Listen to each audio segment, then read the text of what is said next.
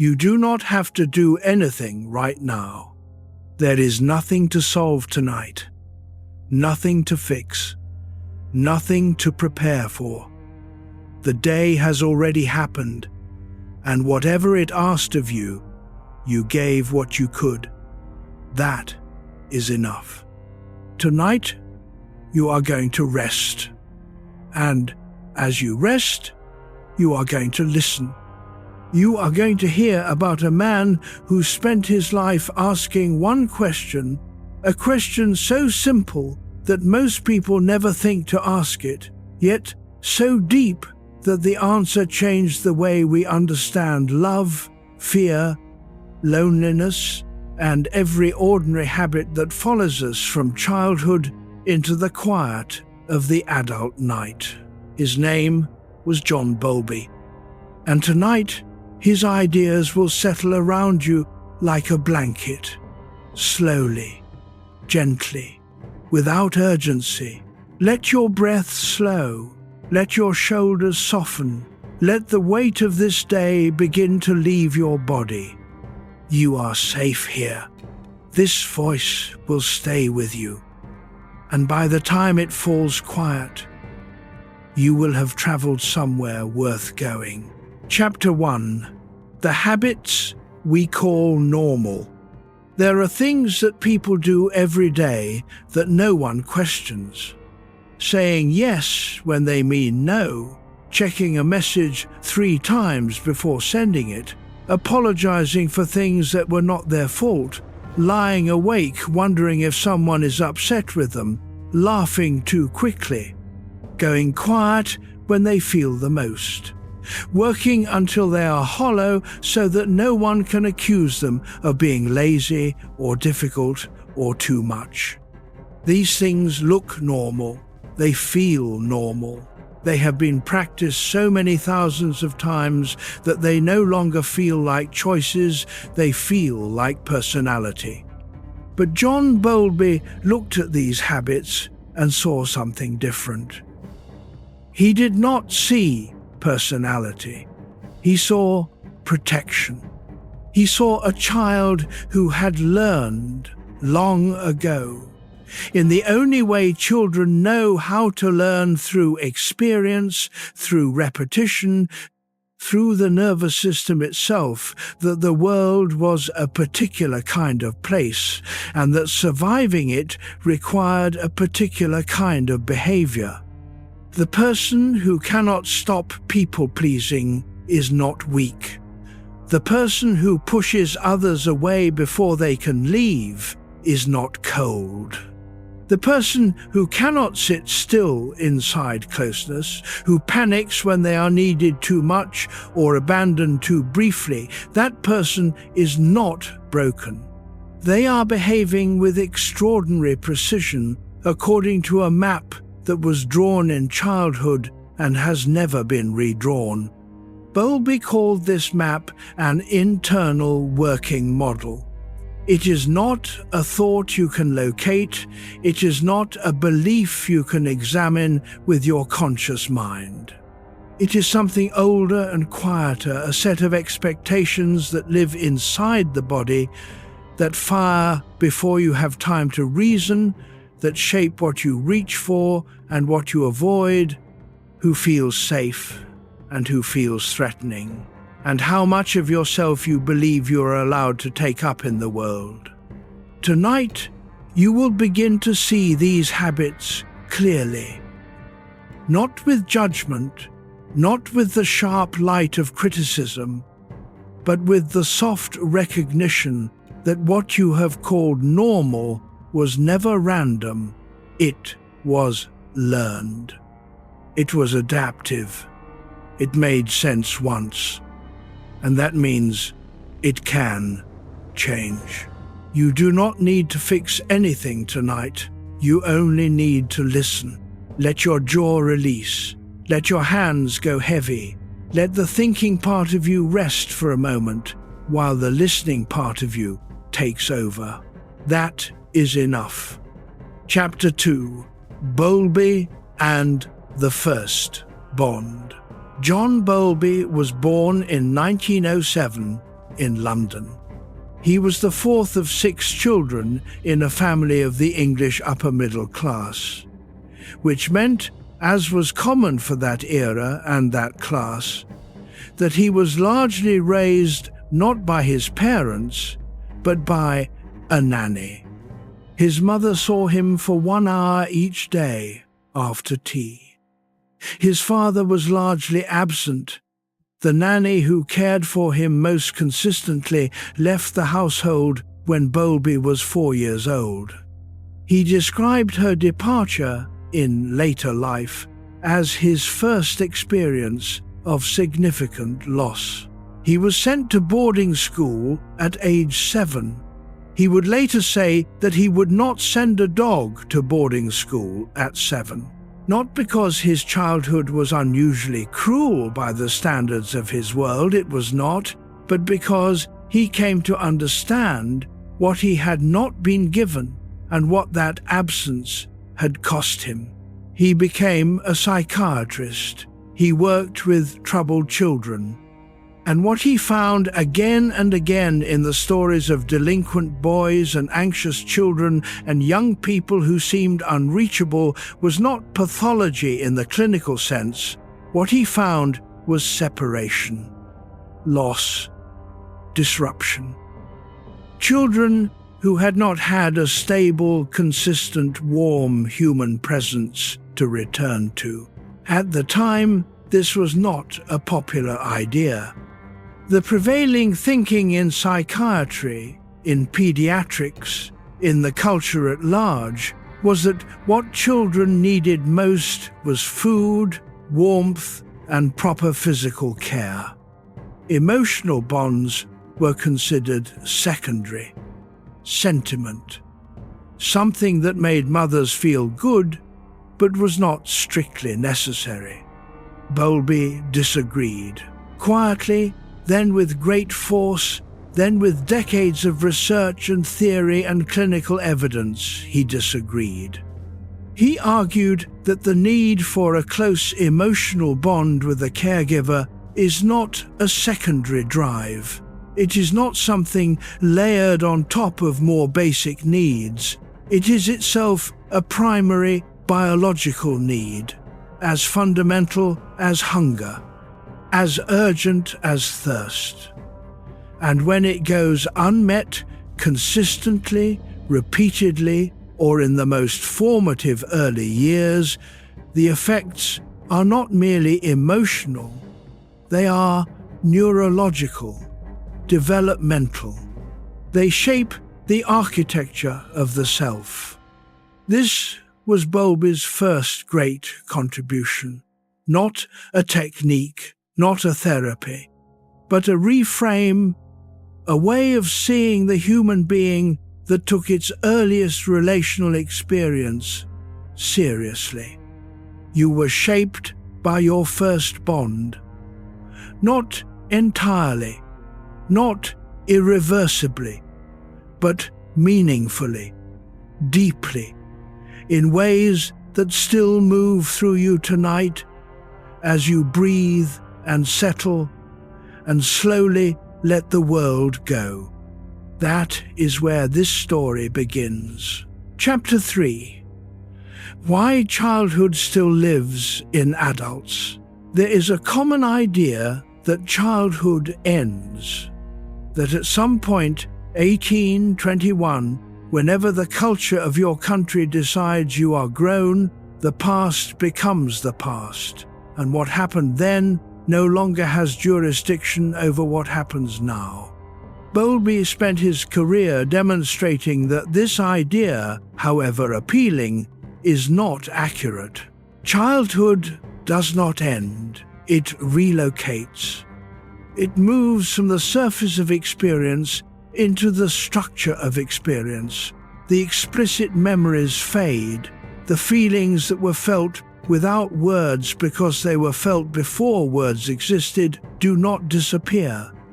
They settle into the body, into the nervous system, into the reflexes that fire before thought arrives. The child who was held consistently, who was soothed when distressed, who learned through thousands of small interactions that distress leads to comfort and comfort leads to safety, that child grows into an adult who, under stress, expects things to be okay. Not because they consciously reason their way there, but because the expectation of okayness is baked into the structure of how they respond to difficulty. The child who was held inconsistently, sometimes warmly, sometimes coldly, sometimes not at all, grows into an adult who, under stress, cannot stop monitoring, cannot settle into reassurance because reassurance was never fully reliable, cannot trust the calm because the calm was always followed at unpredictable intervals by rupture. The child who learned that need brought punishment or withdrawal grows into an adult who has learned not to need, who calls it independence, who believes with genuine conviction that they prefer to be alone, to rely on no one, to feel nothing that requires another person to witness. None of these adults are broken. They are all working perfectly according to the model they were given. Bowlby's insight was not that we are trapped by our childhoods. His insight was that we are shaped by them, and shapes can change, not easily, not overnight. But change is possible when someone understands how the shape was formed in the first place. Tonight, you are beginning to understand. Breathe slowly. Let the understanding settle in your body, not just your mind. This is not information to analyze. It is something to feel, gently, from the inside. You are safe. And understanding is already part of healing. Chapter 4. Attachment begins before memory.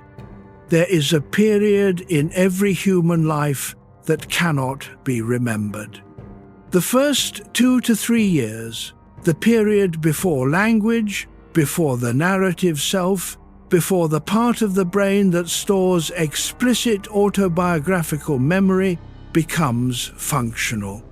What happens during these years cannot be recalled the way you might recall a birthday party at age 7 or the smell of a particular classroom. It cannot be retrieved as a story, but it is not gone. What happened in those first years lives in the body as implicit memory, as patterns of sensation, expectation, and response that were laid down before there were words to name them. The infant does not remember being held, but the adult who was held consistently carries in the nervous system a felt sense of being holdable, of being the kind of creature for whom comfort is available. The infant does not remember being left to cry without response. But the adult who experienced that early unresponsiveness carries in the nervous system a felt sense of unanswerability, of being the kind of creature whose distress is not reliably met. Bowlby was deeply interested in this pre-verbal period. He understood that the internal working model, the map of what relationships can be trusted to provide, is formed largely before the child has the cognitive capacity to question it, challenge it, or decide whether it is accurate. The map becomes the default, the baseline, the invisible architecture of how love feels, how danger feels, how closeness feels, and whether the self is fundamentally worth caring for. This is why insight alone is rarely enough to change deep attachment patterns. You can know intellectually that your partner loves you and still feel the fear that they will leave. You can know rationally that asking for help is reasonable and still feel the dread of needing too much. The knowing is in the prefrontal cortex. The fear is in the amygdala. And the amygdala was learning long before the prefrontal cortex was finished growing. You are not irrational. You are layered. You carry what came before words alongside everything that came after. And that layering is not a failure. It is what it means to be human, a creature whose earliest experiences echo forward into the whole of life. Let that be true tonight without judgment. Let the oldest parts of you rest. Chapter 5: Anxiety Hidden in Daily Habits. Think of the last time you sent an important message and spent the following hour rereading it. Or the last time someone spoke to you in a slightly different tone than usual, flatter, quieter, more clipped, and you spent the rest of the day wondering what you had done. Or the last time you walked into a room and immediately began reading the faces. Not consciously, not as a decision, just scanning, taking the temperature, measuring where the warmth was and where it had withdrawn. These are not character flaws.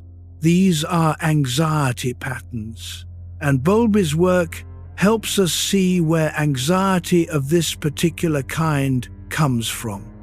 When a child grows up with attachment that is unpredictable, a caregiver who is sometimes warm, sometimes cold, sometimes present, sometimes withdrawn, for reasons the child cannot understand or anticipate, that child learns to stay vigilant.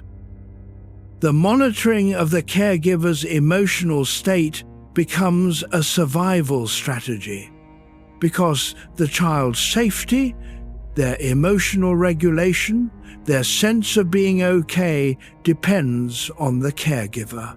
And when the caregiver is unpredictable, the only logical response is to never stop paying attention. The child becomes a reader of people, an expert at tone, a detector of micro-expressions, a person who knows before the sentence is finished what mood is coming. This is not anxiety in the psychiatric sense necessarily. It is a nervous system trained to regard the emotional states of others as crucial, load-bearing information. The adult version of that child scans every room they enter. They hear what is not said. They notice the pause before the reply. They feel the shift in energy before anyone has spoken it aloud. And they call it being sensitive, or being attuned, or being perceptive, which is true. It is all of those things. But it is also exhausting, because it is not a choice. It runs continuously. It does not know how to rest. Tonight, you are giving that part of you permission to pause. The room is quiet. The people in your life are where they are. There is nothing here that requires your monitoring. You can let the scanning stop for now. You are not in danger. The night is steady. Let your vigilance soften just a little, just for tonight. It is safe to rest. Chapter 6: Why People-Pleasing Feels Safe. Somewhere early in the life of the chronic people-pleaser, there was a lesson. It was not taught with words. It was taught through experience, through the thousand-fold repetition of cause and effect that is the only curriculum of early childhood. The lesson was something like this: when you make yourself pleasant, manageable, agreeable, and easy, the people you need stay near. When you take up too much space, express too much need, push back too hard, or become inconveniently yourself, the people you need withdraw.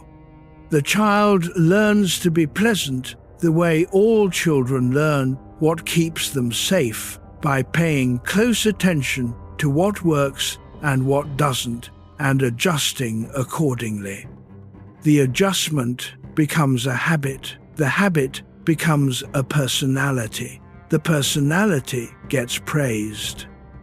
She is such an easy child. He is so cooperative. What a good girl. What a quiet, lovely child who never complains.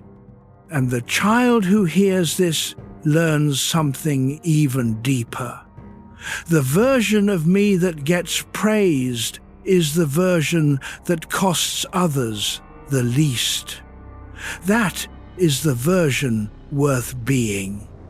Decades later, that person sits across from someone they love and says yes when every cell of them means no. They stay in conversations that exhaust them. They take on work they do not have capacity for. They swallow opinions that might create friction. And all the while, underneath the pleasantness, there is a low-grade hum of exhaustion and resentment, and a loneliness that they cannot quite name, because the loneliness of people-pleasing is the particular loneliness of never being truly known. When you people-please, you are not seen. The agreeable, accommodating version of you is seen.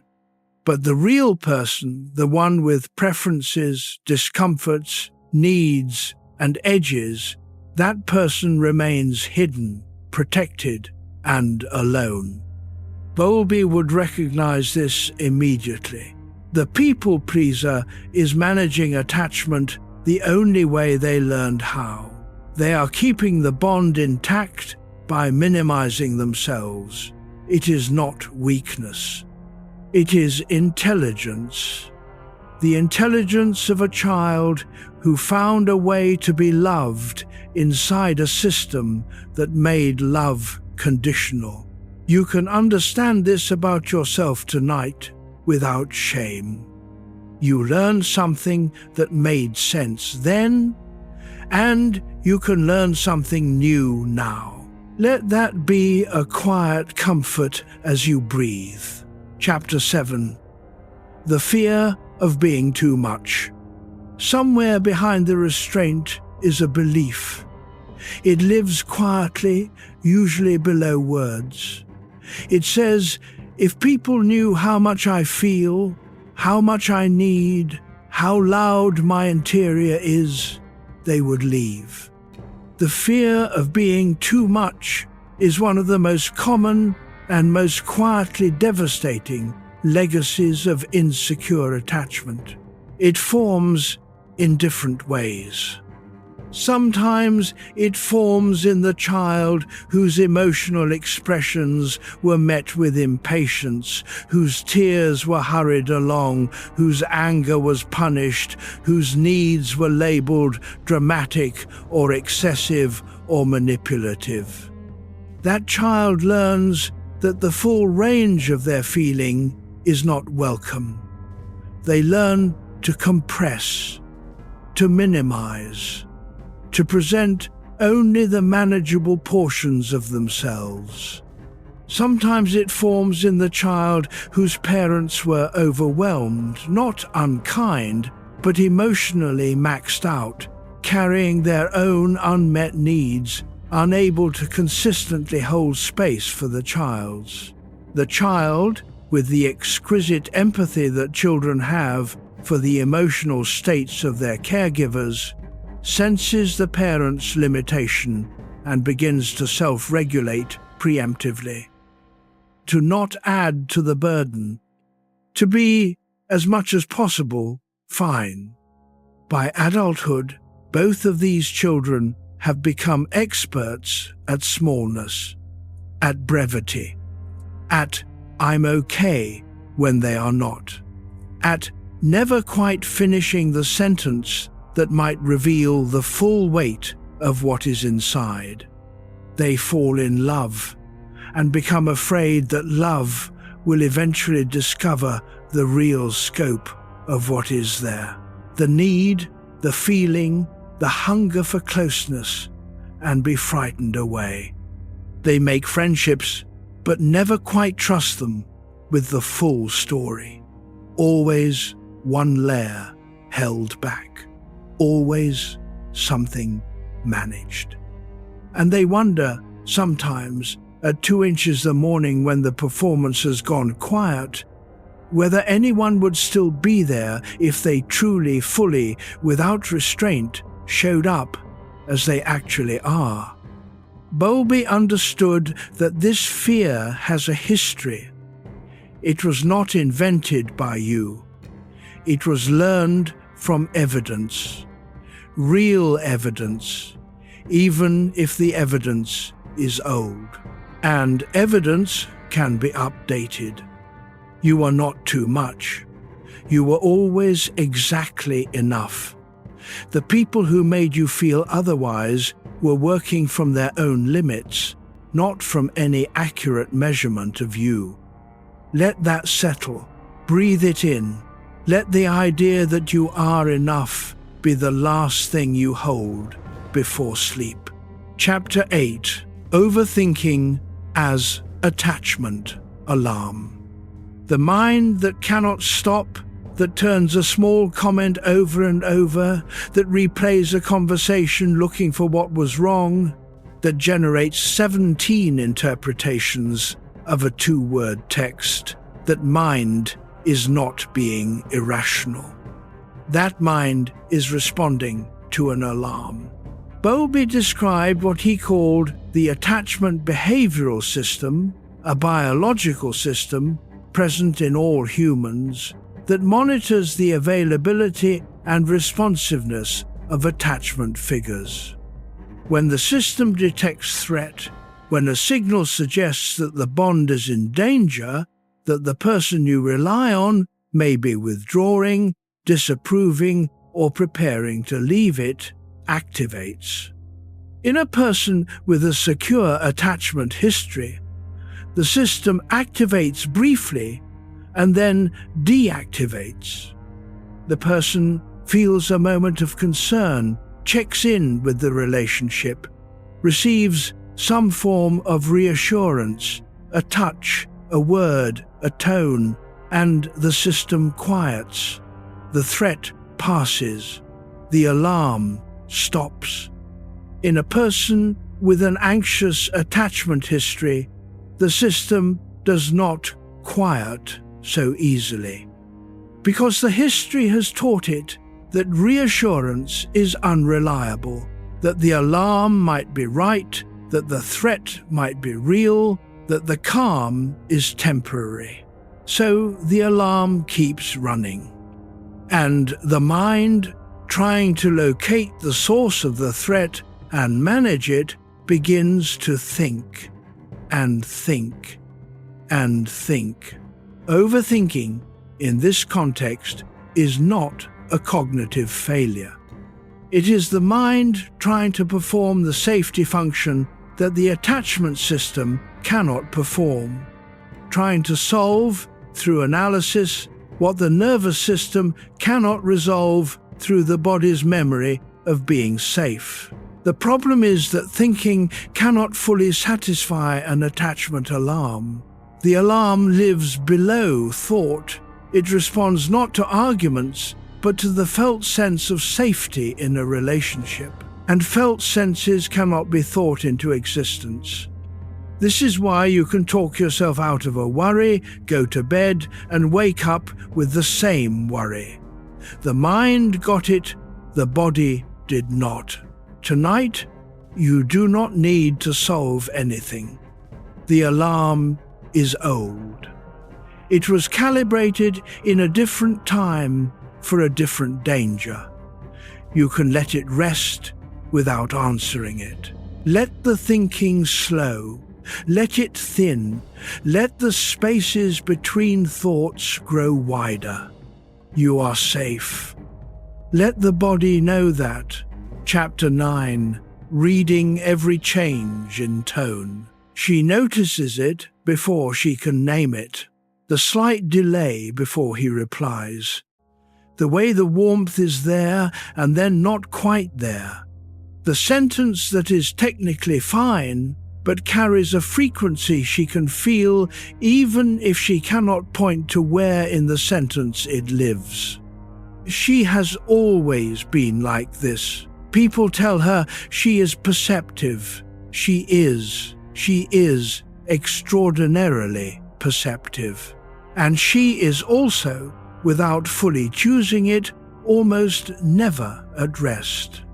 Because reading tone the way she does it, at the level of granularity she does it, for the duration she does it, is not simply a personality trait. It is a skill that was developed under pressure.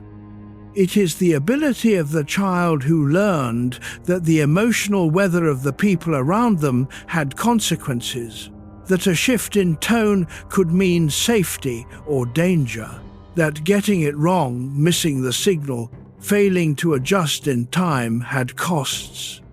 The body remembers that getting it wrong had costs, and so it keeps reading. In adulthood, this manifests as a kind of hypersentience, an awareness of relational temperature that most people simply do not have. She knows when something is off in a room before the room knows. She knows when a friendship is cooling before the other person has consciously registered it. She knows what is unsaid with a precision that sometimes alarms people who do not know they are being read so closely. This is genuinely a gift, but it is also genuinely a burden, because it is always on. It does not know how to be on only when needed, Bowlby would say. This person grew up in an environment where monitoring was survival. Their nervous system learned, and it learned well. Too well to stop on command. Healing does not mean losing the sensitivity. It means building enough safety in the present that the sensitivity does not need to run as a survival alarm. It can become instead what it always had the potential to be, a genuine gift for connection offered by choice rather than compelled by fear. Breathe. For now, there is no tone to read, just breath, just the quiet, just the settling. Chapter 10. Why silence feels dangerous. There is a particular kind of person for whom silence in a relationship is unbearable. Not the silence of comfortable companionship, two people in the same room, reading, not needing to speak, fully at ease. That silence is fine. That silence is safe. But the silence after a conversation that ended awkwardly, the silence when a message has been sent and hours have passed without reply, the silence that follows a moment of friction, a sharp word, an interaction that did not feel warm. That silence is not neutral. That silence is an emergency. Bowlby's attachment theory explains this with unusual clarity. For the child with secure attachment, silence, even the silence that follows rupture, is tolerable because the child has learned from experience that rupture is followed by repair. The parent gets frustrated and pulls back, and then reliably, consistently returns, reconnects. The silence is a temporary state, not an indicator of permanent loss. For the child with anxious or insecure attachment, silence carries no such guarantee. The silence that follows rupture has been learned as potentially permanent. The parent who withdrew sometimes did not return with warmth, or returned changed, distant, cold. The silence, therefore, is not a neutral gap between one connected moment and the next. It is evidence. Evidence that the worst interpretation might be right. The adult version of this child cannot leave the silence alone. They send the follow-up message. They initiate the check-in. They bring up the thing that was left unspoken, not to create conflict, but to end the unbearable uncertainty of not knowing. And sometimes the people in their lives do not understand this. They experience the checking in as neediness, as pressure, as a demand for more reassurance than they are able to provide. And the anxious person reading this hears confirmation of what they feared, that they are too much, that the silence was justified, that the fear was right. This is one of the most painful cycles that attachment wounds create. The very behaviors that the wound generates, the checking, the reaching, the inability to tolerate silence, often produce in others the distance that the wound feared most. But understanding the cycle is the beginning of interrupting it. Tonight, the silence is not an emergency. It is just quiet. And quiet is safe. Let the silence be still. Let it rest around you. Let it be the container of sleep, not the evidence of loss. Chapter 11. Avoidance, disguised as independence. He does not need people, or so the story goes. He is self-sufficient. He values his space. He recharges alone. He has never quite understood why other people seem to require so much from each other, the constant checking in, the need to process feelings aloud, the wanting to be known. It has always seemed, to him, unnecessarily complicated. He has built a life that reflects this. Efficient, contained, impressive from the outside. He is competent at work, reliable in practical matters. Generous when generosity is transactional, when it does not require him to be vulnerable or seen. But relationships, in the full sense of the word relationships, where someone knows him fully at night, when the performance has gone quiet, those have always felt threatening in a way he cannot quite explain. He calls it introversion. He calls it preference. He calls it simply who he is. Bowlby would look carefully at this person and ask a different question. Not what kind of person is he, but what did closeness teach him to expect? Because avoidant attachment, what Bowlby described, and what researchers later elaborated as the dismissing or avoidance style, does not develop in people who had no need for connection. All humans have a need for connection. It is biological. It is as much a part of the species as the capacity for language. Avoidant attachment develops in people who had a need for connection and learned from repeated experience that expressing that need brought rejection, discomfort, or withdrawal. The caregiver may have been emotionally unavailable, uncomfortable with closeness, prone to pulling back when the child expressed distress. The child learned correctly that the way to stay connected with this caregiver was to minimize the demands being placed on the connection, to not need too obviously, to not feel too visibly. The strategy worked, the child kept the attachment, and the price was learning not to reach. By adulthood, that child has built an entire architecture of life around not reaching, and they have renamed it independence. And the renaming is so complete that they believe it, genuinely, fully, without any sense that something has been lost.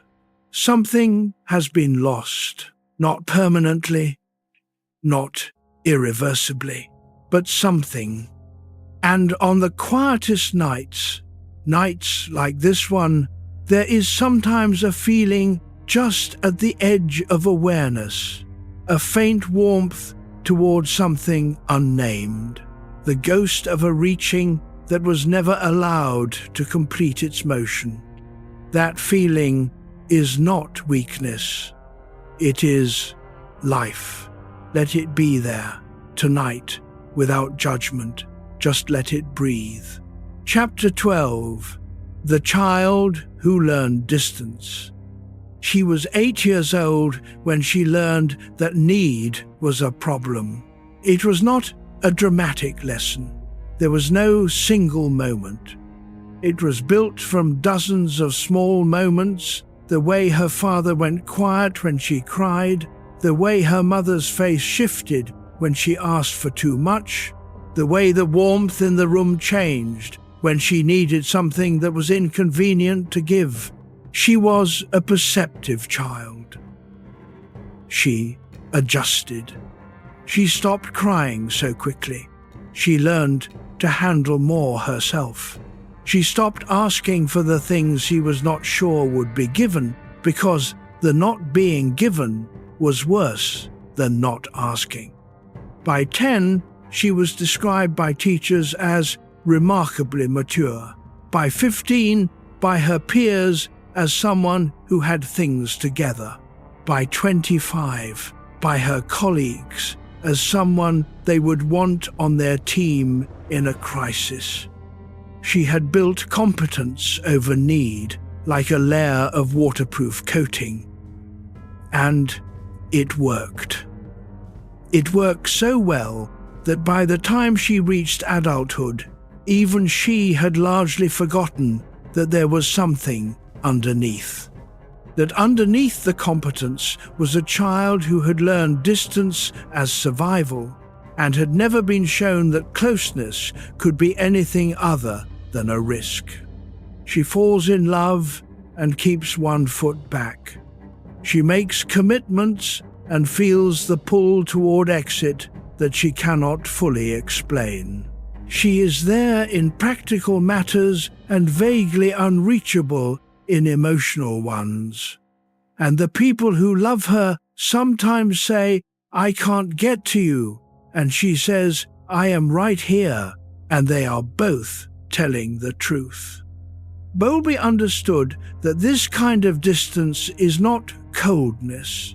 It is not selfishness. It is the intelligent, adaptive response of a child who needed connection and found that connection required distance. Who found a way to be near without being at risk. The solution is not to force closeness.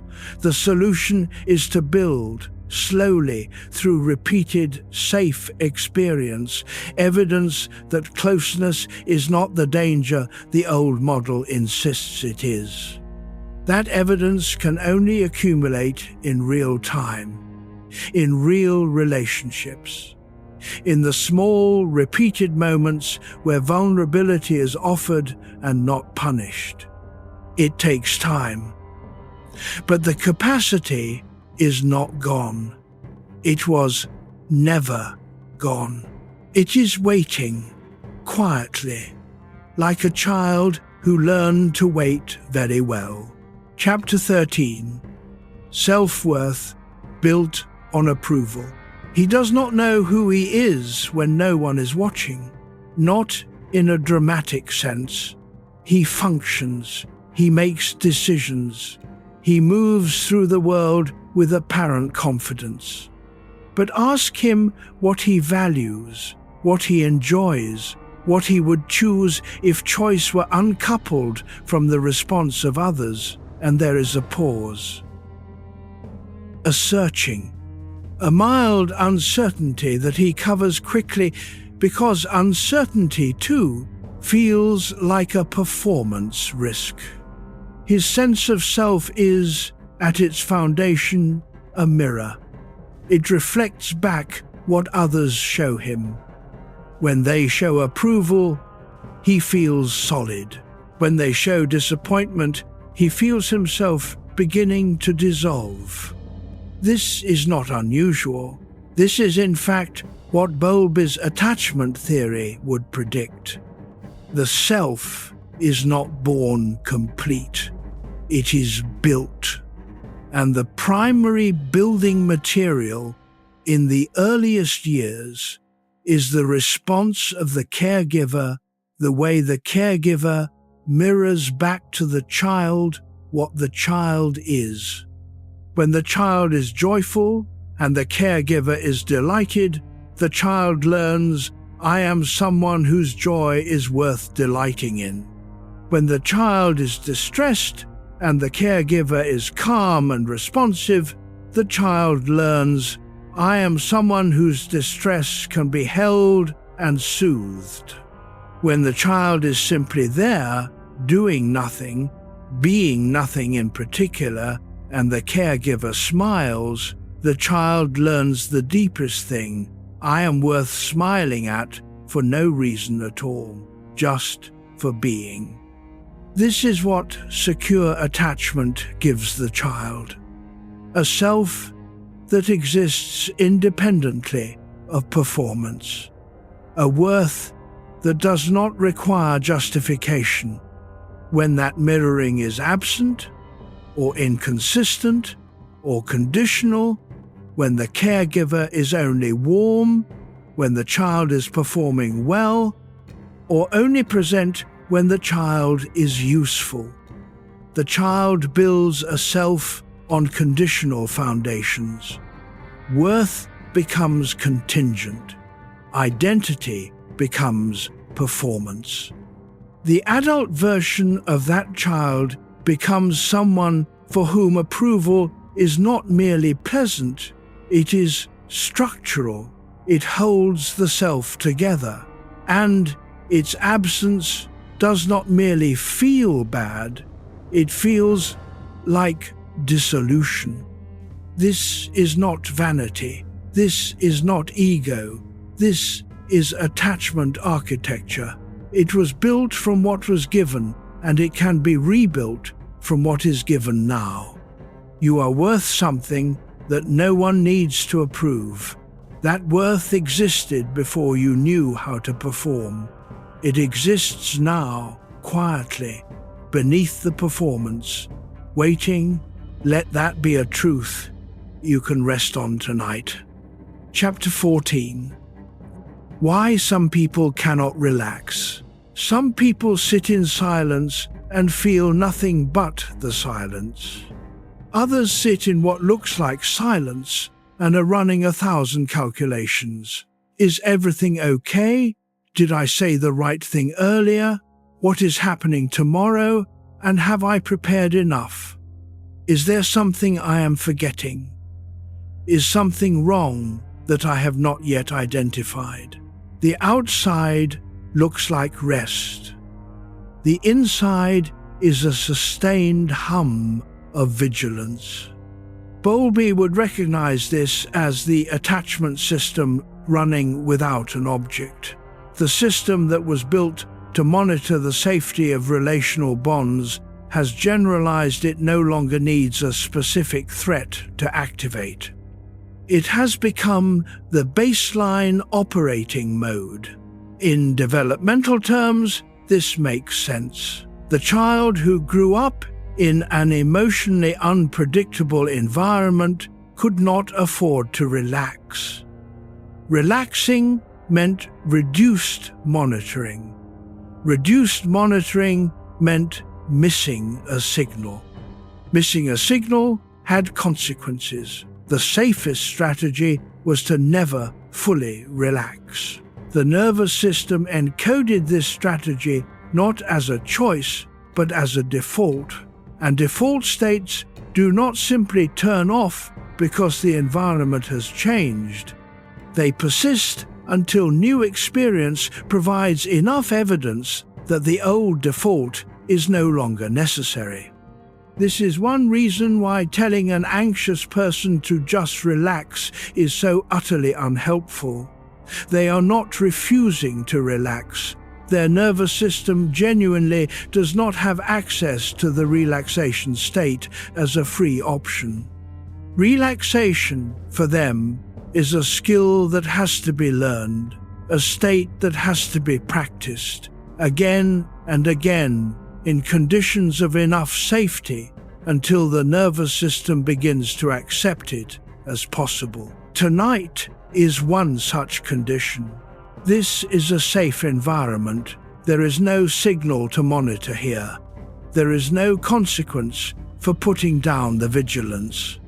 There is only the breath and the dark and the quiet and the possibility that the part of you that learned to always stay ready can, for these hours, simply rest.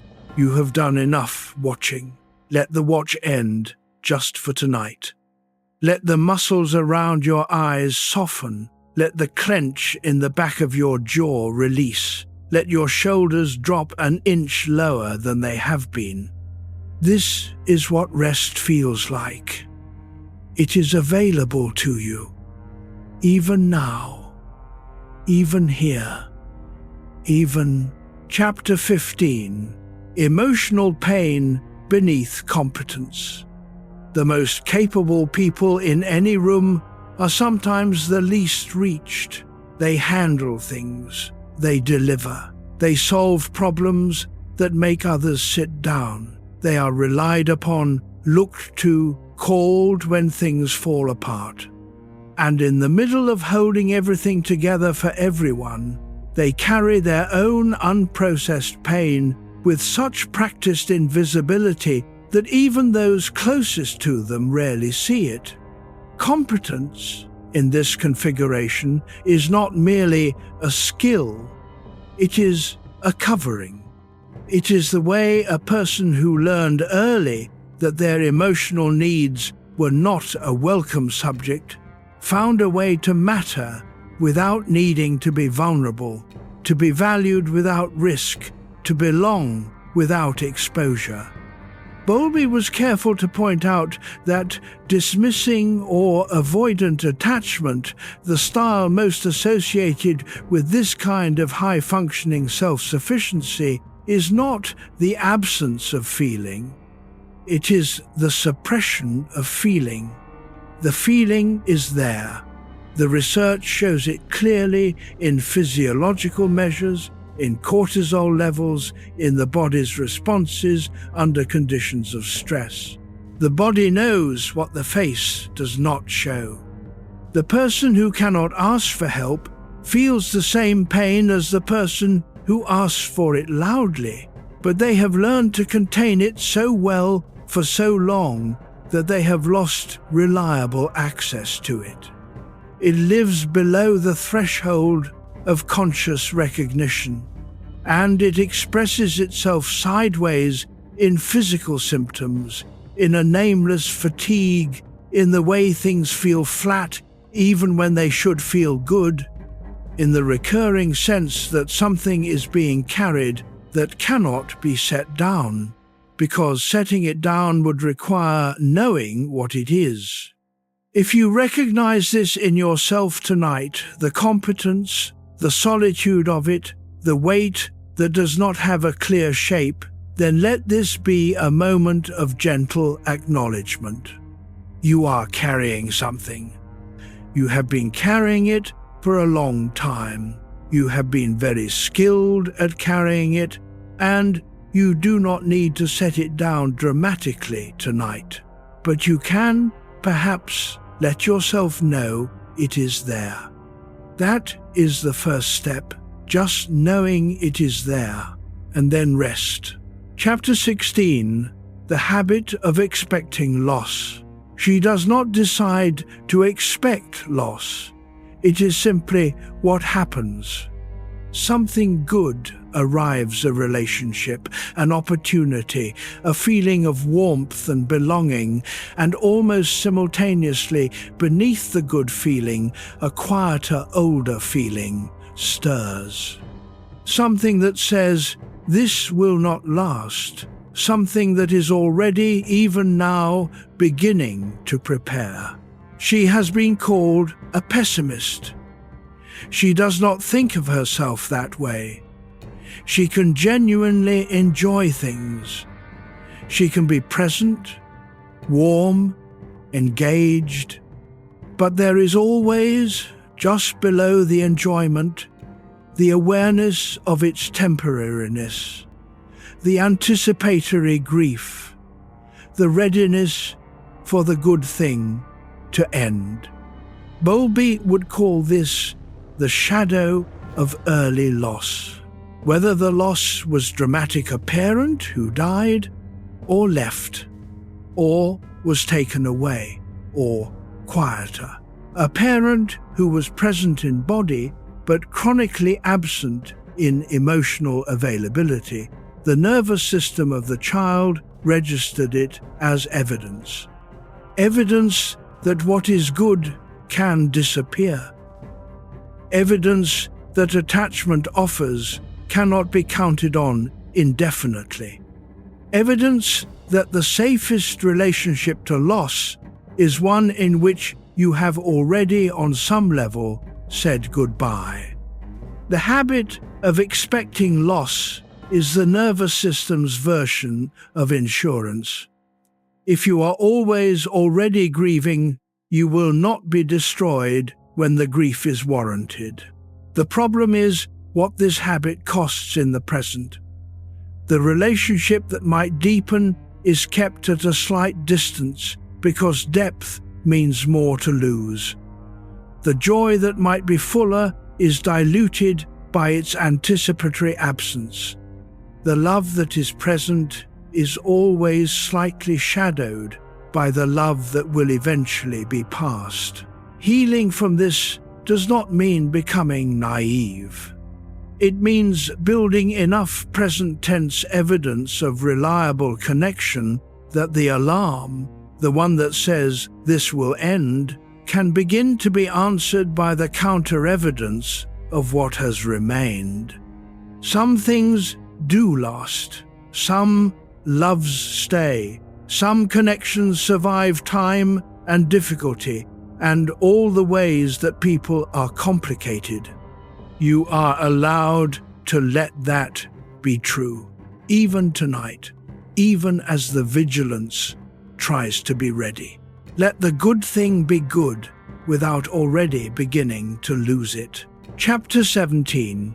Closeness that feels like threat. There is a paradox at the heart of anxious attachment. The thing most needed is the thing most feared. Closeness is craved genuinely, deeply, with a hunger that can feel overwhelming. And closeness, when it arrives, is also terrifying. Not always consciously, not always in ways that can be articulated, but in the body, in the tightening, in the urge to test, to push back slightly, to see if the closeness is real, because real closeness is also real exposure, and real exposure is also real risk. And real risk, according to the earliest lessons of the nervous system, has historically come with real pain. So the person who most needs closeness sometimes behaves in the moment of closeness in ways that push it away, says something sharp, becomes suddenly unavailable, creates a small crisis to see if the other person will stay through it, demands reassurance in ways that exhaust the very people they are trying to hold close. This is not manipulation. This is attachment testing. It is the behavior of a person who learned early that warmth could not be trusted without verification, who needs, at a level below conscious reasoning, to confirm that the closeness is real enough to survive pressure. The tragedy is that the testing often damages the very thing being tested. The partner who might have stayed through ordinary vulnerability is worn down by the constant uncertainty.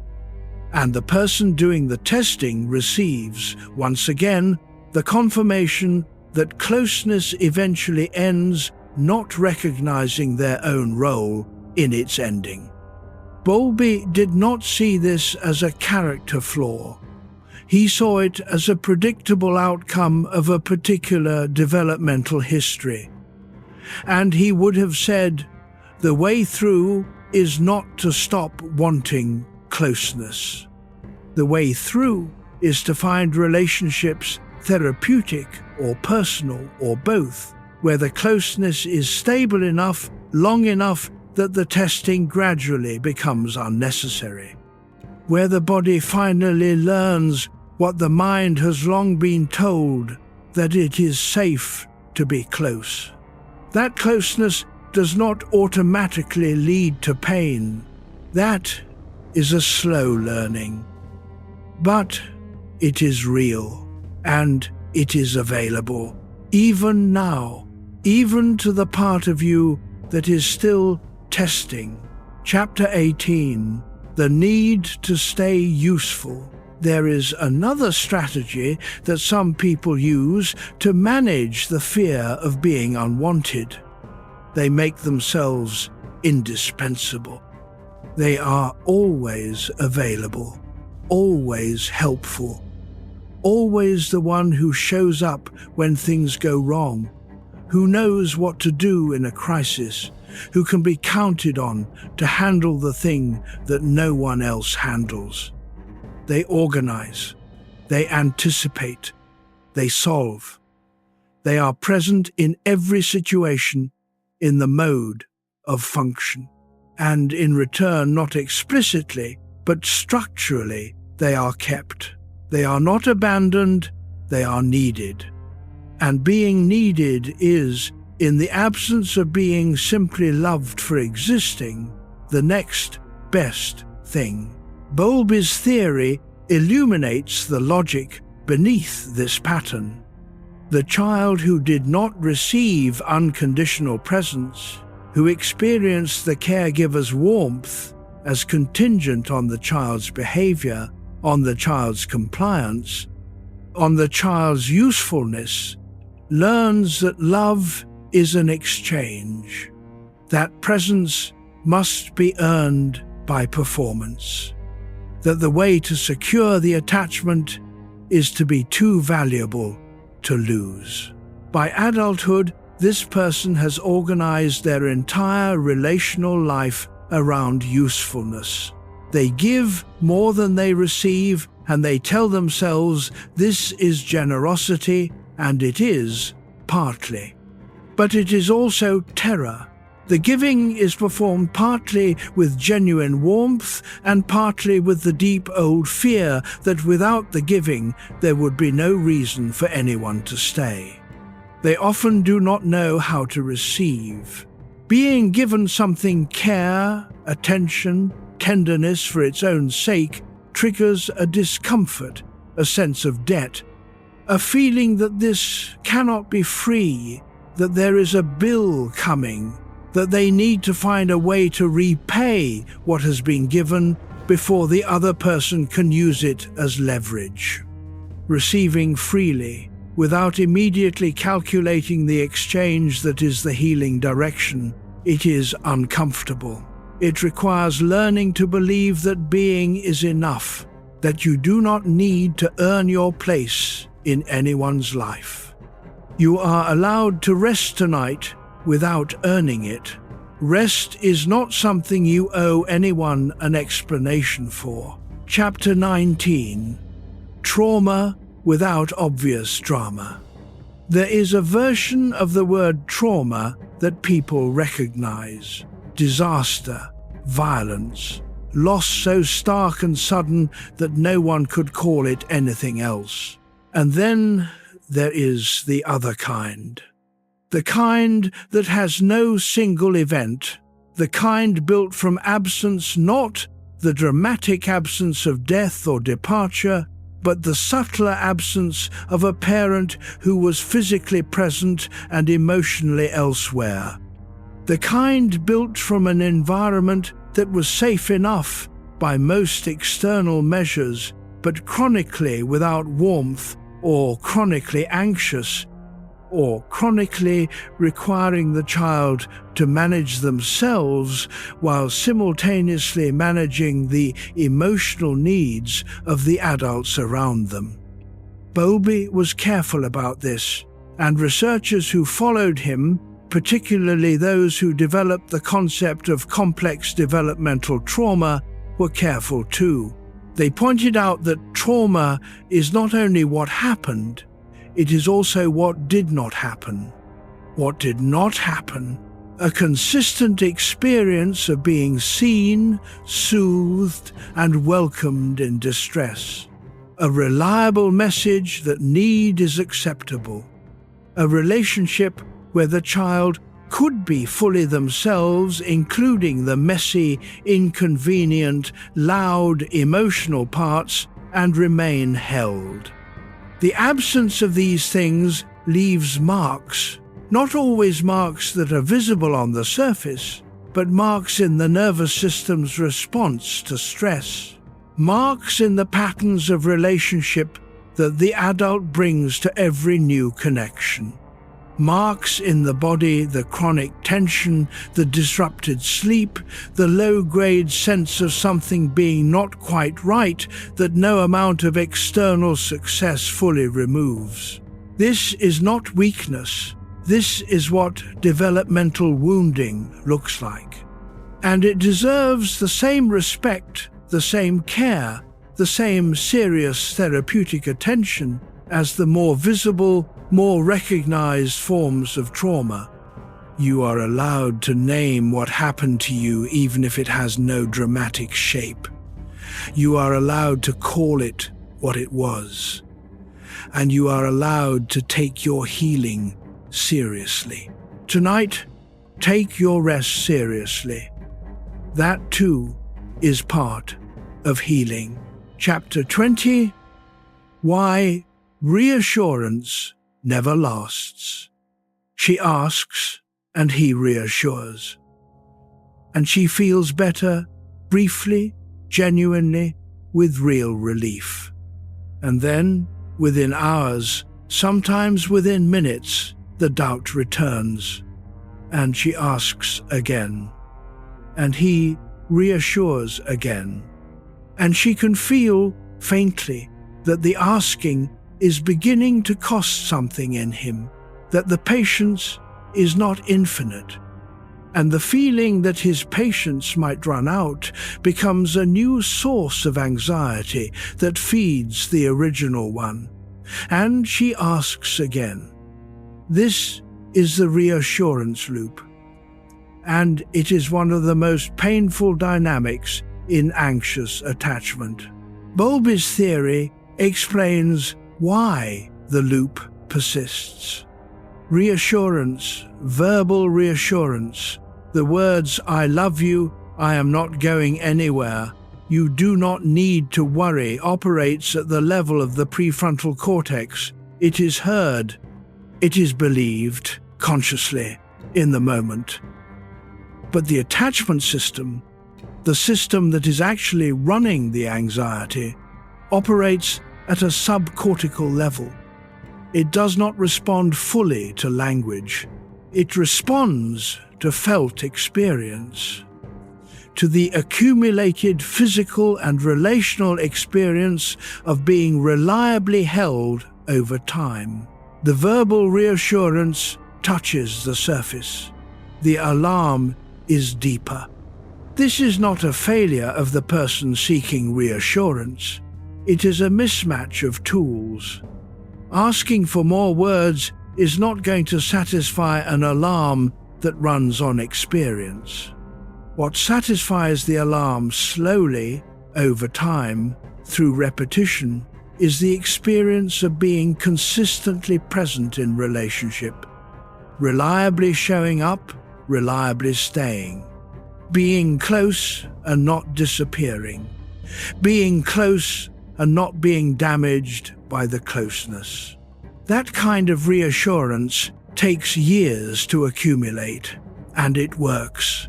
Slowly, the nervous system updates its model. The alarm fires less, the loop loosens. But that work cannot happen at 3 inches the morning. Tonight, you do not need reassurance. You need rest, and rest is available. Let the alarm have its word, and then let it pass. Let the quiet be what it is, just quiet, not evidence of anything. Chapter 21. Attachment Wounds in Adult Love. Every love story is 2 attachment histories walking into the same room. She brings her early experience of an inconsistent parent and her strategy of vigilant monitoring. He brings his early experience of emotional distance and his strategy of self-containment.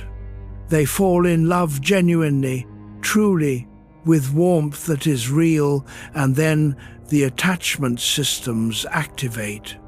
She reads his containment as withdrawal. Her alarm fires.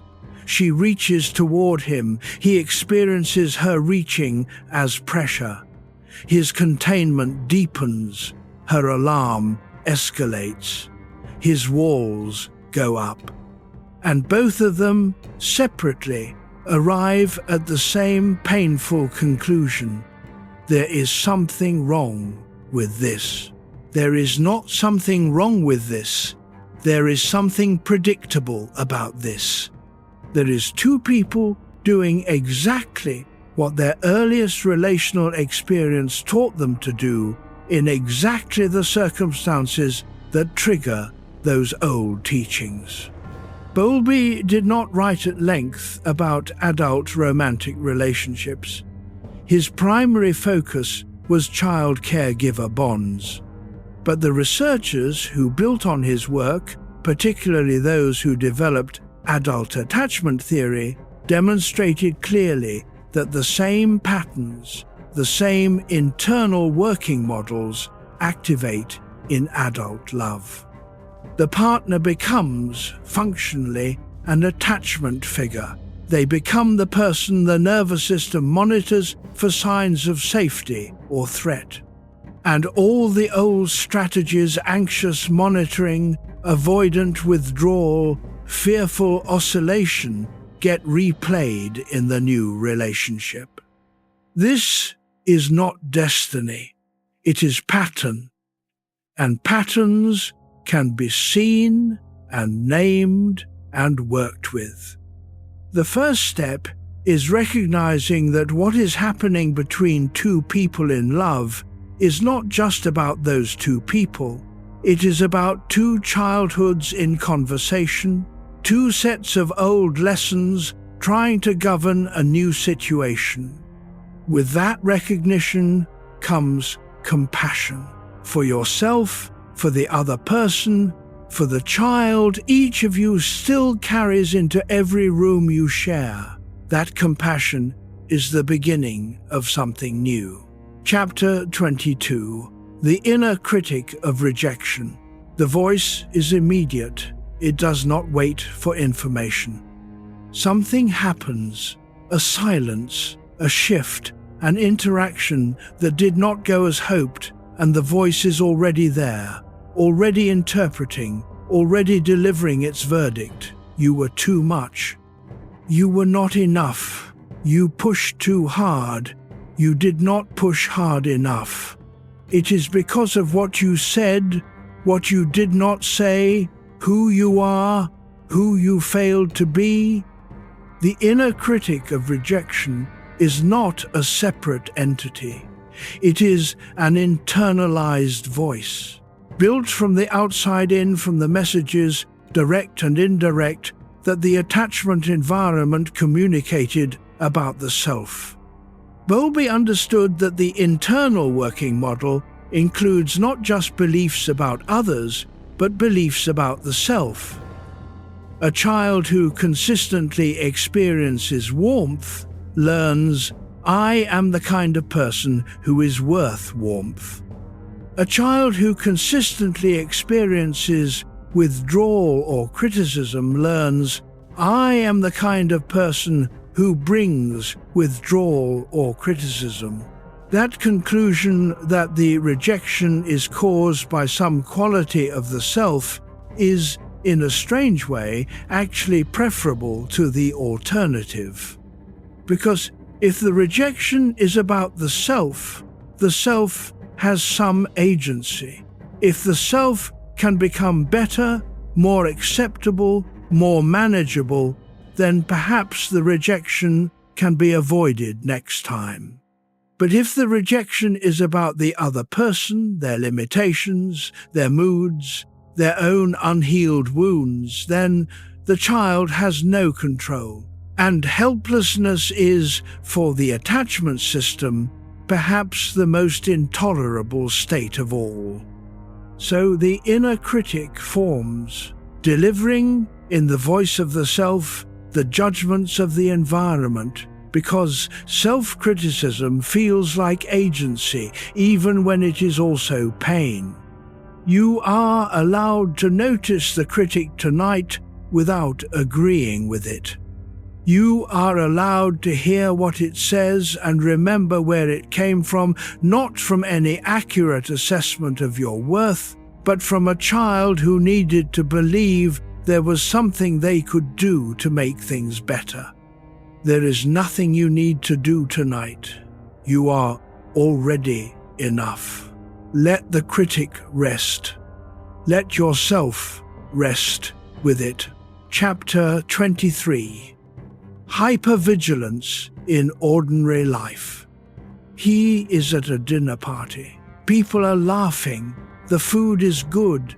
There is wine and warmth, and the kind of easy conversation that makes evenings feel worth showing up for. And he is having a fine time, genuinely. But also, simultaneously behind the laughter, below the conversation, something else is running. Something that is monitoring, measuring, taking note of who spoke more than they listened, who looked distracted when someone else was talking, whether the tone of that exchange over there was warm or cold, whether the person across from him seems to like him really or just politely. He will not remember later being on guard. He will just remember the dinner, and perhaps a vague fatigue that he cannot place.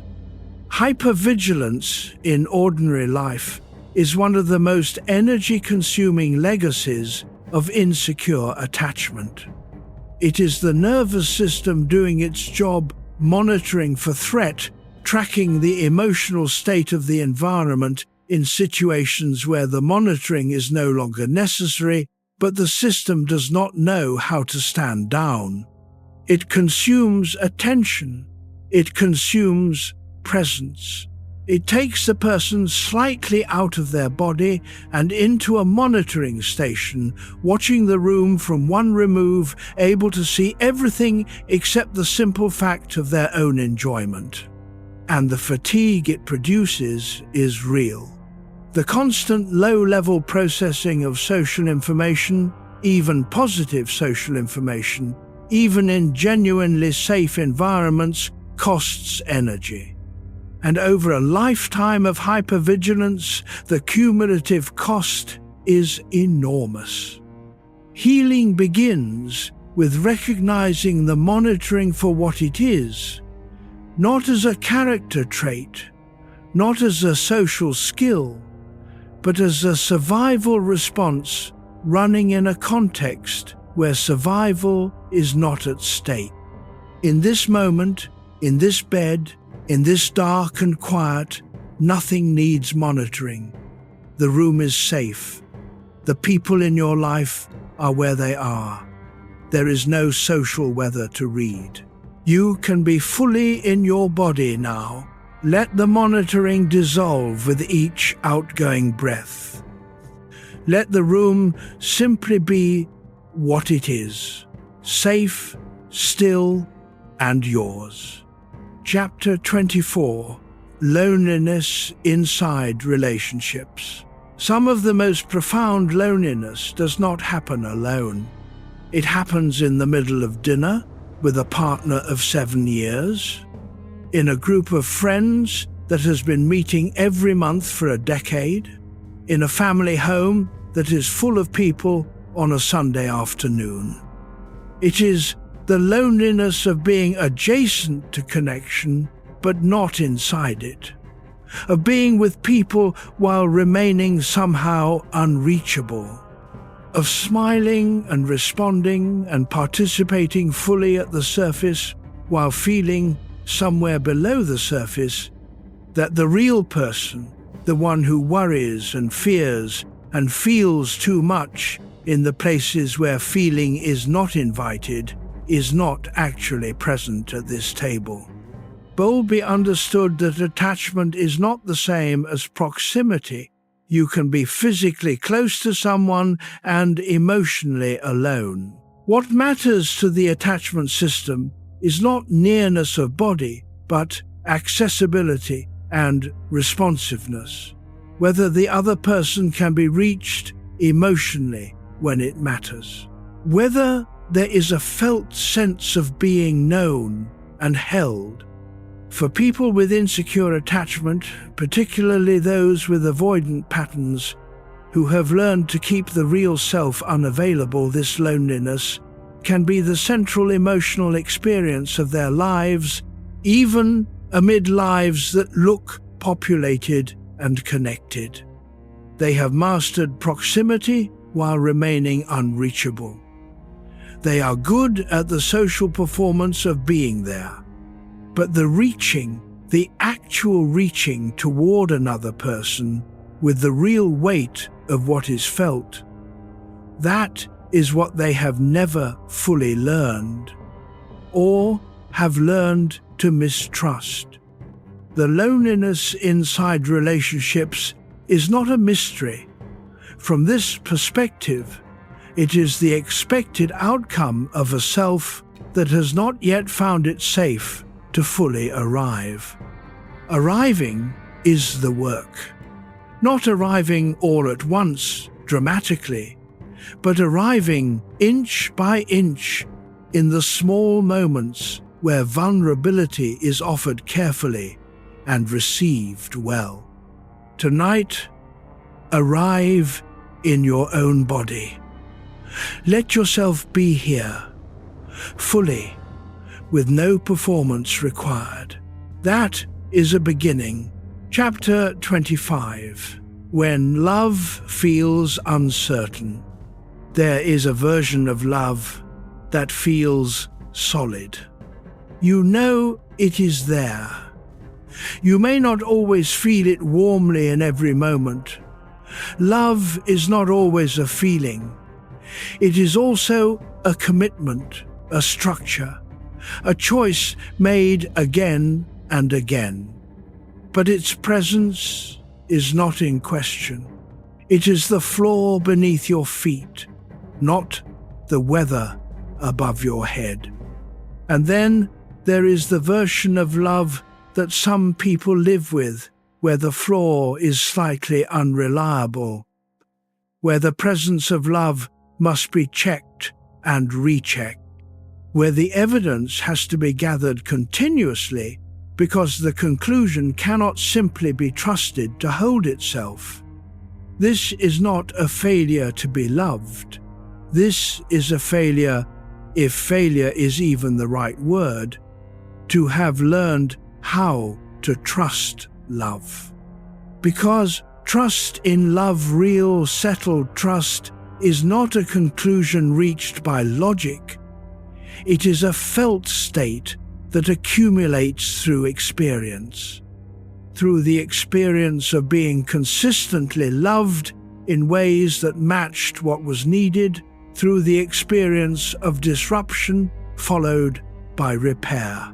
Through the long education of the nervous system in the vocabulary of reliable care.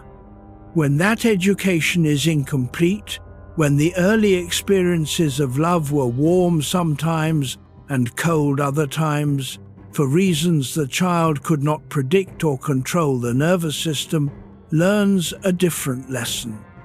It learns that love is variable, that its presence cannot be assumed, that the confirmation must always be sought. The adult who lives in uncertain love is not being paranoid. They are applying the correct lesson from a real curriculum. They are just applying it to a present that is no longer the same as the past. Slowly, with enough present-tense evidence of steady love, the nervous system can update that lesson, can begin to carry the conclusion forward instead of rebuilding it every day from scratch. You do not need to rebuild it tonight. Tonight, let love be as certain as the air in this room. It does not need to be confirmed. It does not need to prove itself. Let it simply be a fact, steady and breathable while you sleep. Chapter 26. The body remembers separation. There is something that happens in the body when the attachment system is activated that is not felt as a thought. It is felt as tightening, as a change in breath, as the subtle shift in the chest when something is wrong in a relationship, when there is distance that should not be there, when someone important has gone quiet. Bowlby was one of the first theorists to take the body seriously in this regard. He insisted that attachment is not only a psychological phenomenon, it is a biological one. The attachment system is built into the architecture of the mammalian nervous system. It evolved in all of us for survival. The infant who stays close to the caregiver survives. The infant who wanders too far, or whose caregiver wanders too far, is at risk. The attachment system is the system that prevents wandering, that monitors distance, that activates distress when separation occurs, not as a pathological response, but as a survival mechanism. And the body carries the memory of early separations in the same way it carries other formative experiences, not as an explicit narrative, but as a felt pattern, as a particular quality of distress that certain situations trigger, as the specific feeling in the chest or the throat or the stomach that arrives before the mind has finished forming the thought. This body memory is not accessible to logic. You cannot reason your way out of it. You can understand, intellectually, that the distance you feel from your partner tonight is ordinary and temporary and means nothing. And your body, if it has a history of early separation that was not reliably repaired, may produce a felt sense of dread that does not respond to the intellectual reassurance The body needs its own kind of reassurance. It needs the accumulated experience of repeated safety. It needs time and steadiness and the slow education of new experience. Tonight, let your body receive that education. You are here. You are held by the ground beneath you. The air around you is steady. The darkness is gentle. Nothing is separating from you right now. You are not at risk. Let the body believe that, one breath at a time. Chapter 27, Mental Health and Early Absence. Bowlby was controversial in his time, not because his ideas were outlandish, but because they had implications that made people uncomfortable. If early emotional experience shapes mental health as significantly as he claimed, then the culture's attitude toward infant care mattered enormously. The policy decisions about maternal leave mattered. The practice of routine separation of newborns from their mothers in hospital settings mattered. The assumption that children could be left early and often without emotional consequence that mattered. His research on maternal deprivation, a term he used broadly to describe the disruption of early consistent care, was criticized, revised, refined. He was too broad in some of his claims. The nuances were important. Not all separation is equally damaging. Not all deprivation is irreversible. The quality of the relationship matters as much as the continuity. Bowlby himself revised and refined his positions across 40 years of work. But the central finding held. Consistent, warm, responsive care in the earliest years is not a luxury. It is not a nice addition to basic physical provision. It is a developmental necessity. Its absence, chronic, severe, or simply characterized by consistent emotional unresponsiveness, has real, measurable, long-term effects on mental health, on relationship capacity, on the neurological development of the stress response system. This is not a counsel of despair. Neural plasticity is real. Secure relationships later in life can alter the nervous system's learned responses. Therapy can help update the internal working model. The brain, while not infinitely malleable, retains a meaningful capacity for change throughout life. But the change requires taking the early experience seriously, not as an excuse, but as an explanation, as the real origin story of patterns that are otherwise inexplicable. You are allowed to know your origin story. You are allowed to take it seriously. You are allowed to use it not to stay where you are, but to understand where you started. And from that understanding, slowly, carefully, with support, to find your way somewhere further along. Chapter 28, Why Some People Pull Away. She loves him. There is no question of that. But when they get very close, when he sees her clearly, when the intimacy becomes so present that she can feel it against her skin, something in her moves backward. It is not a decision, it is a motion. Like the flinch before a sound that turns out to be nothing. She pulls away. She becomes quieter, more contained, slightly harder to reach. And he, who was not doing anything except being close, feels the distance arrive and does not know what he did to cause it. He did not cause it. The closeness caused it. Bowlby, and those who built on his work, described something called the deactivating strategy, the response of the avoidant attachment system to the experience of need or intimacy.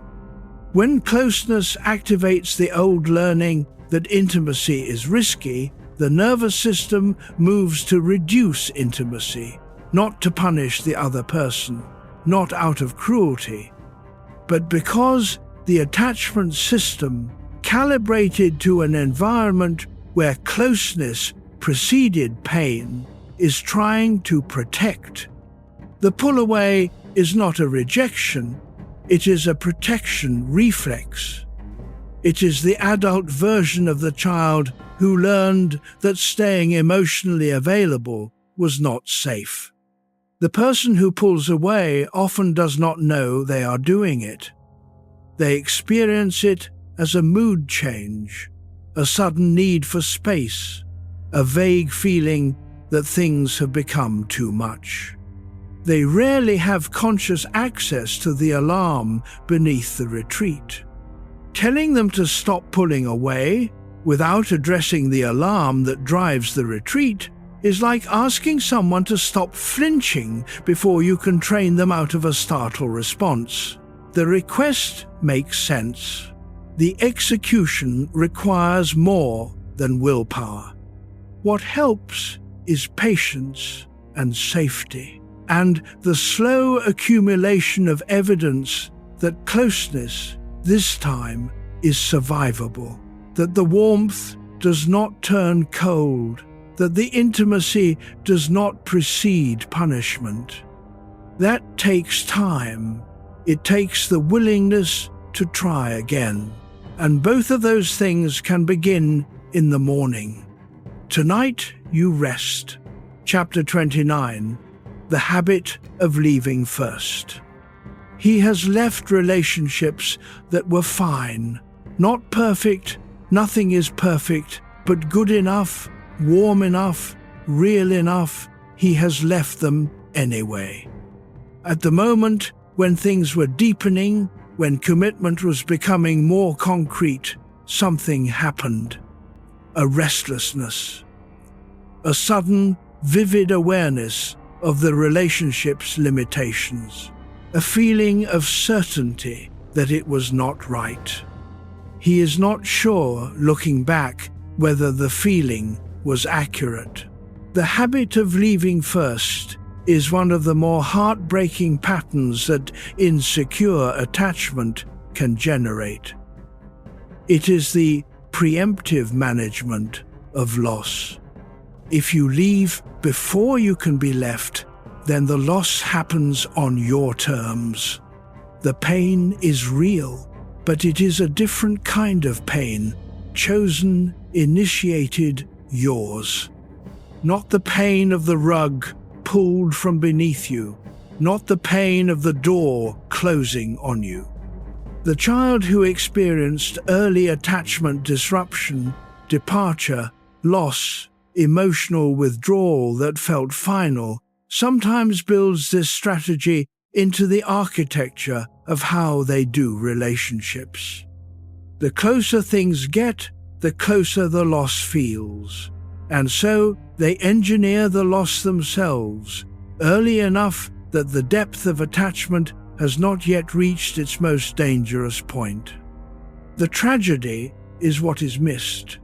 The relationships that would have held, the love that would have deepened into something genuinely sustaining, the life that was available on the other side of staying through the fear.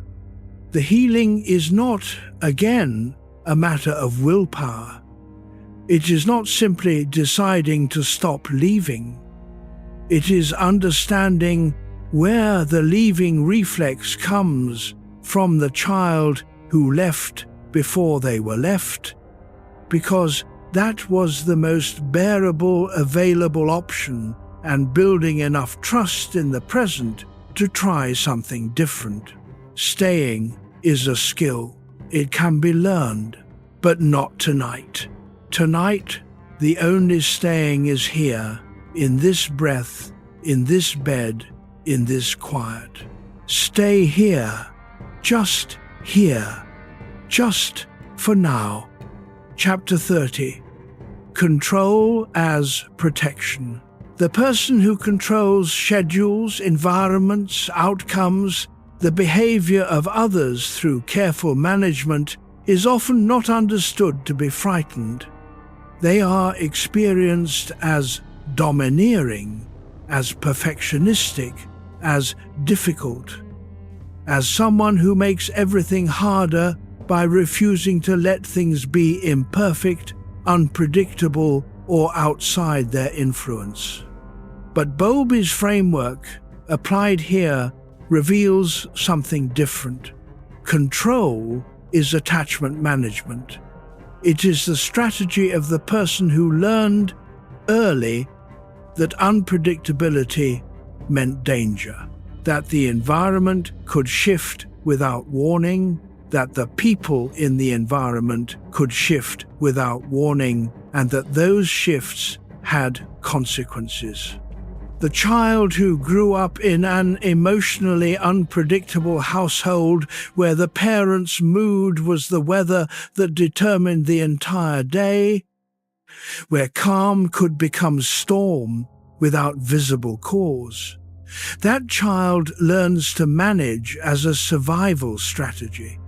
They begin to exert whatever small influence they can over the variables they can reach. They learn the warning signs, they develop the rituals, they create the structures that give the illusion, at least, of not being fully at the mercy of a world that has proven it can change on them at any moment. By adulthood, the management has become a way of life. Control of the self, the emotions, the appearance, the performance. Control of the environment, the schedule, the expectations, the conditions under which they will operate. Control of relationships, the terms, the access, the level of exposure. This is not malice. This is fear wearing the costume of competence. The softening of control requires enough safety that the fear beneath it can be acknowledged. Enough evidence that the environment will not dissolve the moment the grip loosens. Enough trust in the people around you that their unpredictability is tolerable, even welcome. That trust is built slowly, in small moments, in the experience of letting something be imperfect and surviving the imperfection. Tonight, let this hour be imperfect. Let the thoughts come without managing them. Let the body settle into disarray. You do not need to control the way sleep arrives. It will come. Let it. Chapter 31. Emotional healing through safety. Bowlby's most hopeful idea was also his simplest. He believed that the wounds of early attachment could be healed through the experience of later attachment. That the internal working model, however deeply encoded, however early formed, was not a permanent fixture. That it was an updatable map. That new experience, if it was consistent enough, warm enough, and sustained enough, could revise what had been written in childhood.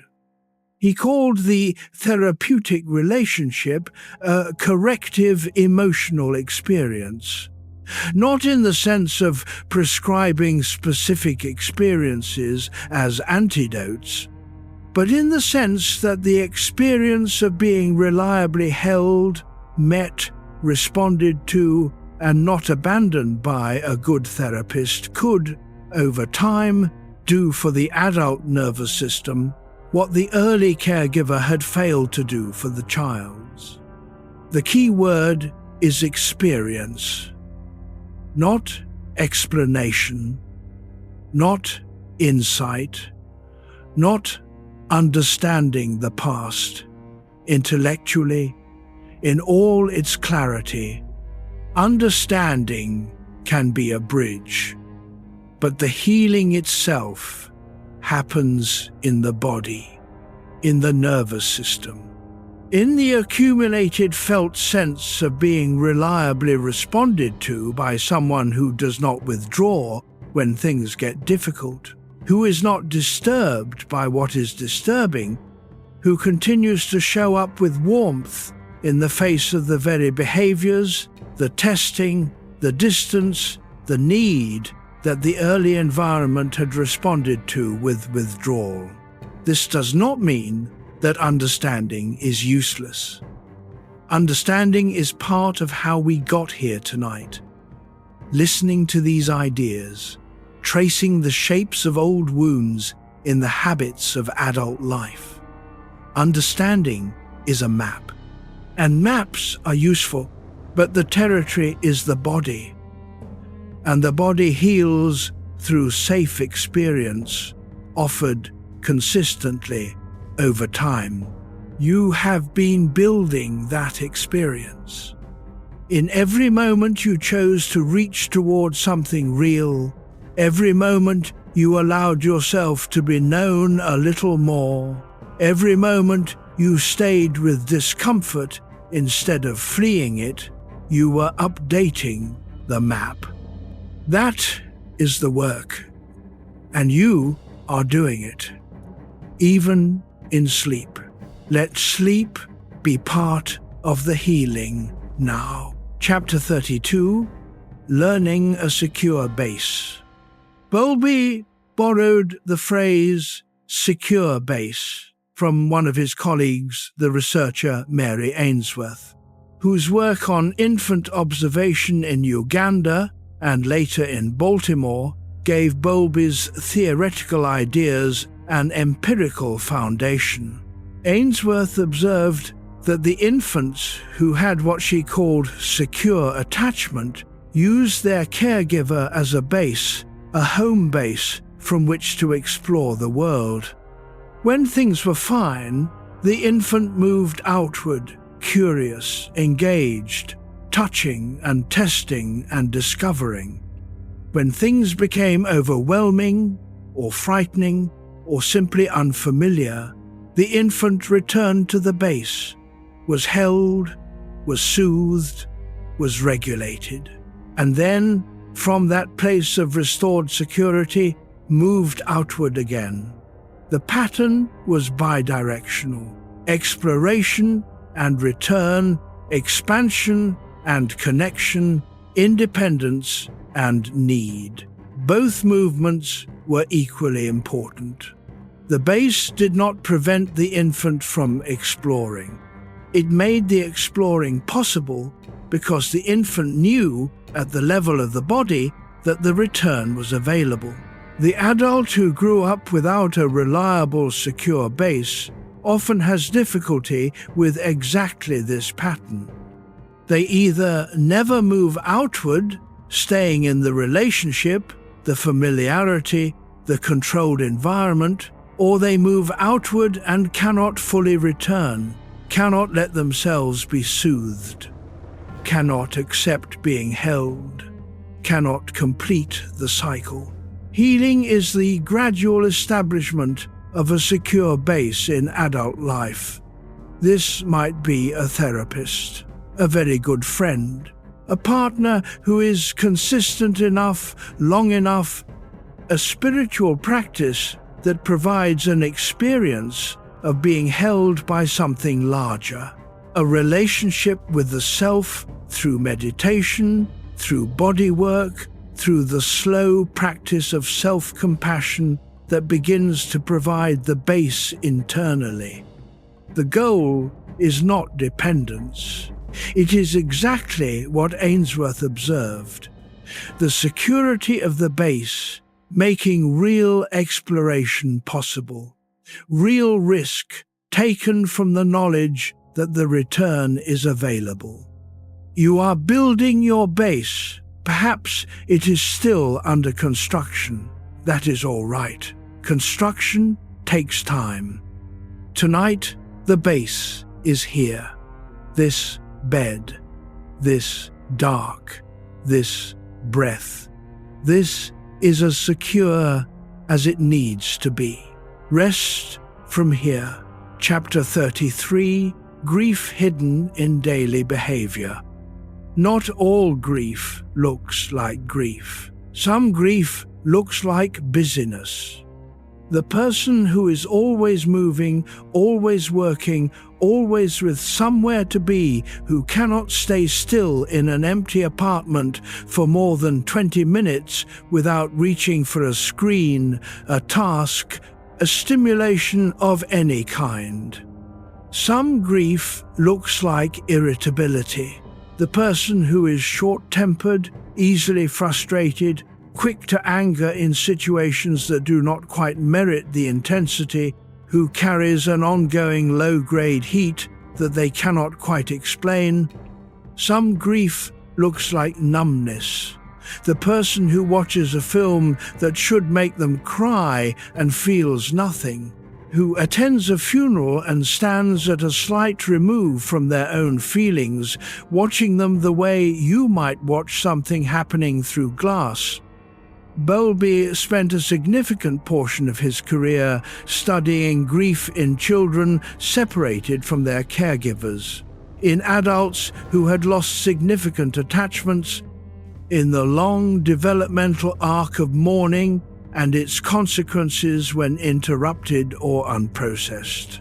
He observed that grief, when it cannot be expressed, when the loss is not recognized, or the feeling is not permitted, or the environment does not provide space for mourning, does not disappear.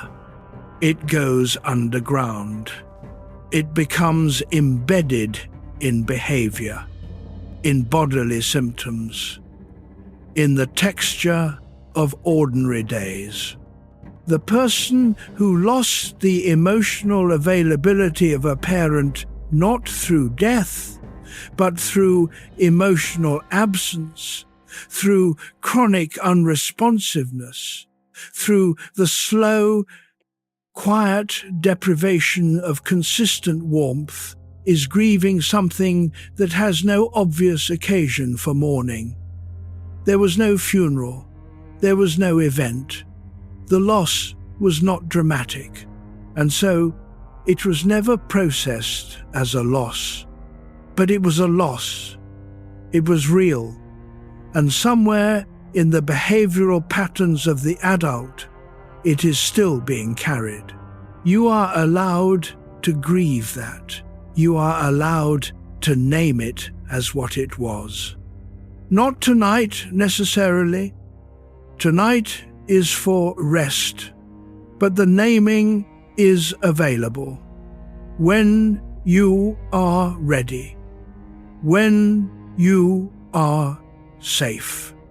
And rest itself is a kind of acknowledgement, a kindness offered to the self that has been carrying something for a very long time. Chapter 34, Becoming Less Afraid of Love. Love, for many people, is not a simple experience.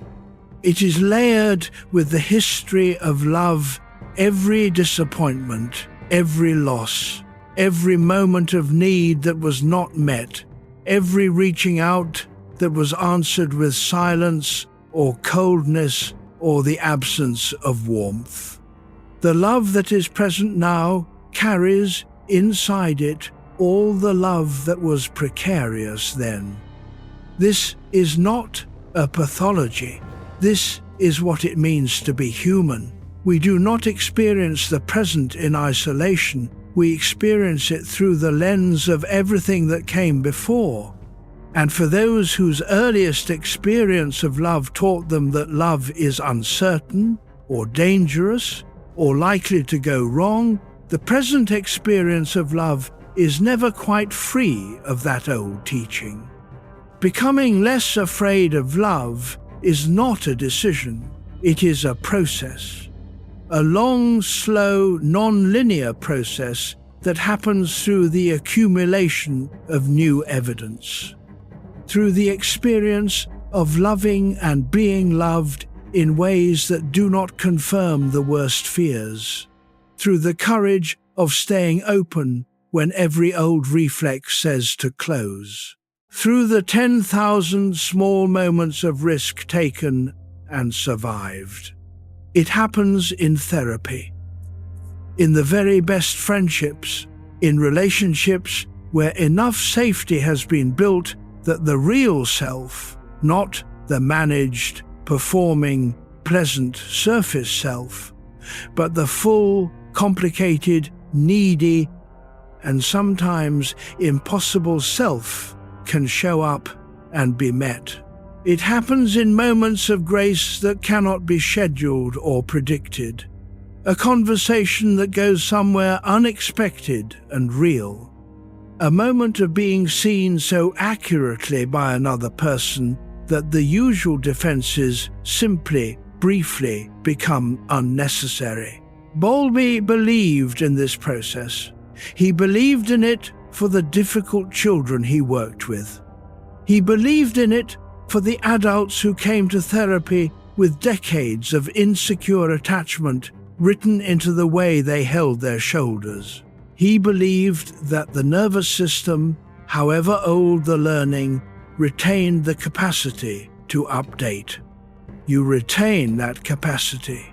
It is not gone.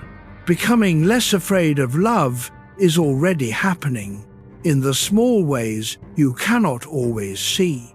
Tonight, let that be enough. Chapter 35.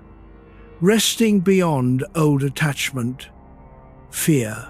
There is a particular quality of rest that is only available to the body when the attachment system is quiet. Not the rest of exhaustion, the collapse into unconsciousness that comes when the body has simply run out of capacity to keep going, but the rest that comes from safety, from the felt sense that the bonds are intact, that the people who matter are close enough, that there is no alarm running below the surface. This quality of rest was, for some people, not reliably available in childhood. Their bodies learned to sleep with one ear open, to rest without fully releasing, to occupy the edge of wakefulness as a kind of precaution. And the adult nervous system, never having been reprogrammed, sometimes continues this pattern, not because there is a real danger, but because the old encoding persists, because the body does not automatically know that the environment has changed, that the relationships of adult life are not the relationships of childhood, that the alarms that were necessary then are not necessary now. Tonight, you are going to offer your nervous system something it may not have received enough of early in life. You are going to offer it genuine safety. Not because you have solved everything, not because the world is without difficulty, but because in this moment, in this space, with this breath, there is nothing to manage. There is nowhere to monitor. There is no attachment figure whose mood determines your safety. There is no signal to read. There is no consequence for putting down the vigilance. There is only the dark and the breath and the permission offered now from you to the oldest and youngest parts of yourself to rest fully. The child who learned to sleep with one ear open can, tonight, close that ear. You are not in the old house. You are not in the old world. The old fears were real then. They do not need to be real now. Let the body believe that. One breath at a time. One moment of released tension at a time. This is what rest beyond old attachment fear feels like. Let it come. Chapter 36. Sleep for the Wounded Child. There is a child in you who has been working very hard for a very long time. Not the child you once were, in the sense of a memory you can visit, but the child who is still present in the way you move through relationships, in the way you manage need, in the way your body responds before your mind has caught up. The child who learned the particular strategies of survival that became, over decades, the person you call yourself. That child was not wrong to learn what they learned. They were working with extraordinary intelligence and extraordinary limitation, the intelligence of a young organism trying to navigate a world it did not choose, with the only tools available to it in that particular time and that particular place. They did what they could, and it was enough to get here. Tonight, you offer that child something that they may not have received enough of in the original story. You offer them rest. Not the rest of collapse, but the rest of safety. The rest that comes from being held, from being told. Not with words, but with the whole quality of this quiet hour. You do not have to keep working. You do not have to keep monitoring. You do not have to keep earning your place or protecting yourself from loss or managing the distance between yourself and the people you need. You can, right now, just stop. You can let the body be heavy. Let the mind thin out. Let the places that have been braced for so long begin slowly, tentatively, with all the time they need to soften. Bowlby spent his life trying to create, in the minds of doctors and policymakers and parents and therapists, an understanding of what children need in order to become fully themselves. What he described was not complicated. It was not expensive. It was not advanced. It was warmth, consistency, responsiveness, the simple, daily, repeated experience of being met. You needed that. You may have received more or less of it than you required. What you received shaped you.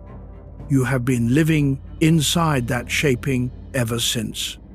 But the shaping is not finished. It is never finished. Every safe relationship you enter, every moment of genuine rest you allow yourself, every time you let your real self be present without the armor, you are continuing the work that began in the first years of life and continues now, tonight, in the quiet intelligence of a body learning still what safety feels like. Sleep now. Let the old learning rest. Let the new evidence settle into the nervous system. Let the night be what it is, the secure base at the end of the day, the place you return to after all the exploring is done, the dark that holds you without condition. You are enough. You always were. Sleep